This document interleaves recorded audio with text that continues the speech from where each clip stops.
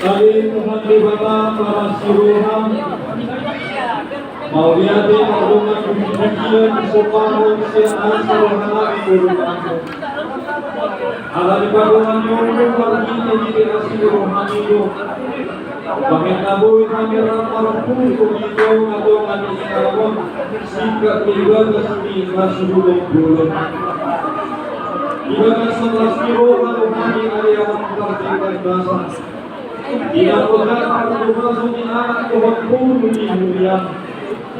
Alam ni Ibanasan Pidyon. Inalaw ululog namin rekap niya kakulawan namin siya ang asawa ni Nasugudon. Siguro ay ang nagasalang tulog ng sabakit natin. Iba ni Namarsaw di ko si Pangalo doon si Ibo na siya nakawagi. Tungkubamak namin sa luhong na alituhan di batang. Pagiging kami urupan ng maso-maso si Mangalong sinipot ang kami na matato.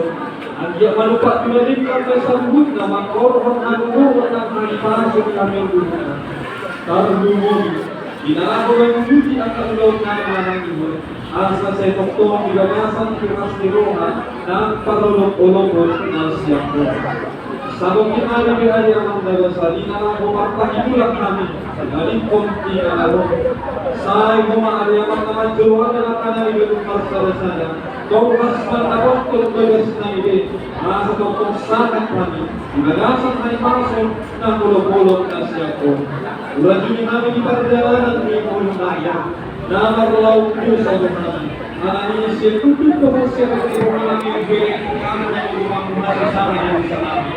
Noong kumikitaman namin yung lumang. Jangan kami kebebasan bagi kita Yesus.